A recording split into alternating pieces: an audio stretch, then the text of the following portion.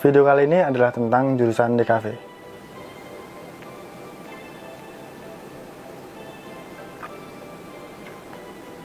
Terlalu luas ya jurusan DKV. Ini aja. Fundamental jurusan Desain Komunikasi Visual.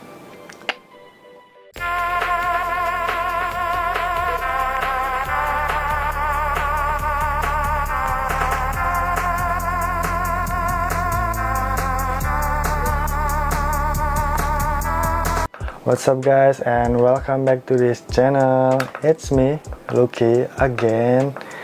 So, hello. What is DKV? Kayaknya udah banyak ya yang bahas DKV di DKV. Kayaknya udah banyak yang bahas DKV di YouTube. Ya nggak sih?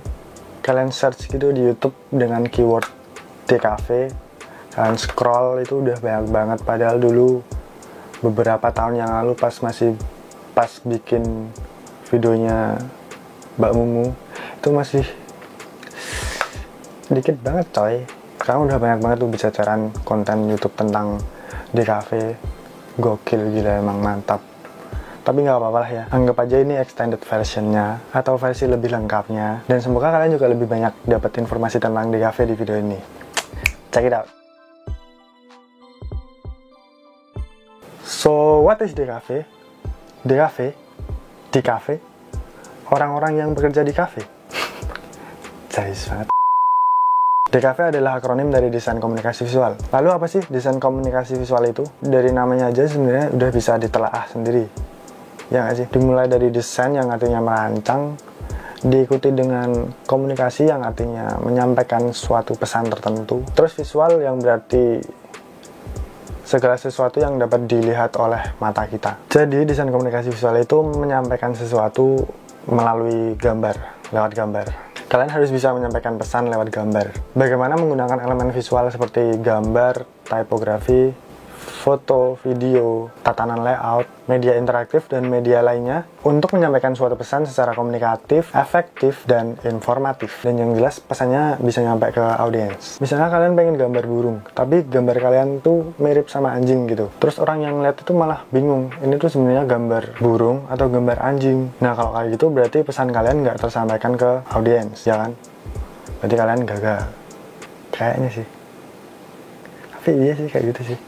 Seorang desainer komunikasi visual juga bisa disebut sebagai problem solver atau pemecah masalah. Jadi misal ada salah satu pemilik brand datengin kalian dan dia pengen brand tersebut bisa dikenal oleh khalayak luas. Itu gimana sih caranya? Nah dari situ kalian bisa mencari gimana caranya brand tersebut bisa dikenal oleh khalayak luas dengan menciptakan sebuah brand awareness atau brand activation. Misal begitu. Lalu, gimana kita bisa menemukan jurusan DKV? Mana ya? Banyak coy. Sekarang udah banyak kampus yang ada jurusan DKV-nya kali. Kayak di kampus ISI Jogja, di ITB, di Telkom University, di Universitas Ciputra, di UMN, di IKJ, di BINUS, di Trisakti, di MSD, di STSRD, di ISI Padang Panjang, di ISI Bali, dan masih banyak lagi kampus di luar sana yang menyediakan DKV. Jurusan DKV. Terus biasanya masing-masing kampus itu memiliki kelebihannya sendiri. Misal di kampus ISI, Institut Seni Indonesia, yang ditonjolkan adalah craftsmanship atau hand drawing-nya. Jadi lebih mengutamakan skill menggambar dengan tangannya, gambar manual gitu. Dan harus benar-benar bisa gambar ya. Ini kesannya malah kayak promosi kampus sendiri ya. Tapi nggak apa-apa lah ya, hitung-hitung nostalgia mata kuliah audiovisual semester 4 beberapa tahun yang lalu, yang tugasnya membuat video iklan tentang jurusan DKV di ISI Yogyakarta.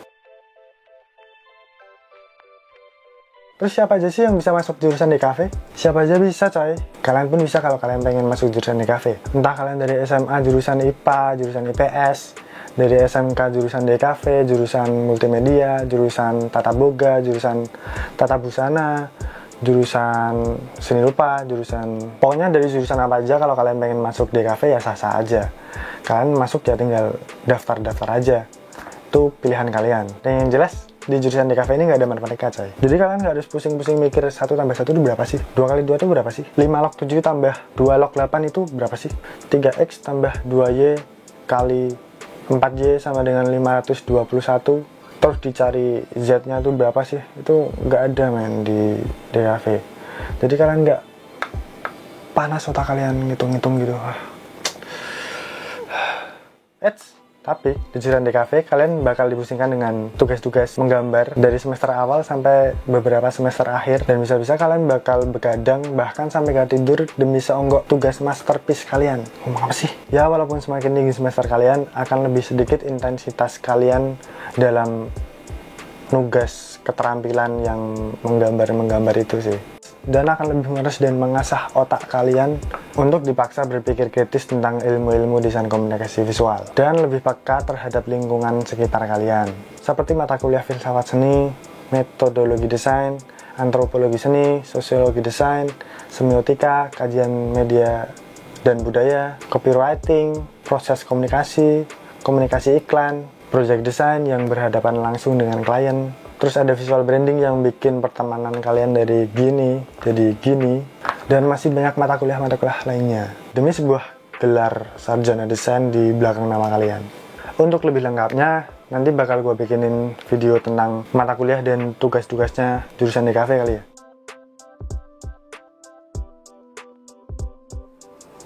Wih, lebih mantap nih lightingnya. Why DKV? Kenapa pilih jurusan DKV? Kenapa kalian pengen masuk jurusan DKV? Tulis komentar di bawah ya. Oke, kalau menurut gua, kenapa kuliah di DKV? Karena jurusan DKV memiliki prospek kerja yang sangat menjanjikan untuk kedepannya. Kalian bisa jadi creative director, art director, photographer, videographer, cinematographer, graphic designer, motion designer, 3D designer, animator, ilustrator, komikus juga bisa, audiovisual designer, konsep artis. Pokoknya you can be everything lah dengan kuliah di jurusan DKV itu. Karena selama kalian kuliah pun kalian juga bisa ambil job freelance seperti jadi freelance photographer, freelance graphic designer di beberapa situs freelance luar negeri maupun dalam negeri. Kayaknya udah bercacaran di internet ya. Freelance gitu udah banyak di internet. Terus dari beberapa tugas itu kalian bisa jadikan sebagai portofolio kalian untuk senjata istilahnya. Waktu kalian pitching ke klien, misalnya ini nih, kalian habis dapat tugas ilustrasi, dan ilustrasi itu mengharuskan kalian membuat buku anak. Nah, otomatis kalian punya portofolio ilustrasi tentang buku anak kan. Nah, dengan hasil karya buku ilustrasi kalian itu bisa kalian jadikan portofolio sebagai senjata untuk memikat calon klien kalian. Pinter gak sih? Kapan sih jurusan DKV mulai eksis? Oke, dalam konteks ini kita bahas tentang DKV di Institut Seni Indonesia Yogyakarta ya. Biar bahasanya nggak terlalu meluas. Kapan sih jurusan DKV mulai ada di ISI dan sejarahnya kayak gimana? Sekarang tahun 2020, berarti kita flashback sekitar 70 tahun ke belakang. Yuk, let's go. Akademi Seni Rupa Indonesia berdiri pada tanggal 15 Januari 1950 dengan RJ Katamsi sebagai direktur pertama dan berlokasi di Jalan Bintaran Lor, Yogyakarta. Pada saat itu dikenal sebagai jurusan Redik, Reklame, Dekorasi, Ilustrasi, dan Grafik. Pada tahun 1962, diadakan penyempurnaan program pendidikan dan berimplikasi pada berpisahnya seni reklame dari jurusan Redik untuk berdiri sendiri sebagai sebuah jurusan baru yang bernama jurusan Reklame dengan kajur pertamanya Sabto Hudoyo dan sempat berubah nama menjadi Seni Reklame dan Propaganda. Berbarengan dengan perubahan status dan nama lembaga ASRI menjadi STSRI ASRI pada periode tahun 1968 hingga 1979, nama jurusan Seni Reklame resmi digunakan. Baru pada tahun 1980, nama jurusan Desain Komunikasi mulai digunakan. Tanggal 23 Juli 1984, berdirilah Institut Seni Indonesia sebagai penyatuan 3 lembaga pendidikan tinggi, yaitu STSRI Sekolah Tinggi Seni Rupa ASRI, AMI Akademi Musik Indonesia, dan ASTI Akademi Seni Tari Indonesia. Di bawah naungan ISI Yogyakarta inilah, nama desain komunikasi visual mulai disandang dengan status sebagai sebuah program studi dalam jurusan desain. Ya, sudah terjawab semua pertanyaannya? Kalau belum, tulis saja pertanyaan di kolom komentar di bawah ini. Oke? Sip. Mantap. Terus, apa aja sih syarat biar bisa masuk jurusan DKV? Biar videonya nggak panjang-panjang amat nih ya. Mungkin syarat masuk jurusan DKV bakal ada di video selanjutnya. Jadi, tonton teruslah videonya. Oke? Mantap. Terima kasih udah memutuskan untuk menonton video ini. Gak usah keluar-keluar rumah dulu kalau nggak penting-penting amat. Jangan lupa pakai masker kalau pergi-pergi. Dan selalu bawa hand sanitizer kalau kalian pergi. Pokoknya keep healthy. And don't forget to like, comment, share, and subscribe if you wanna watch me more. Okay?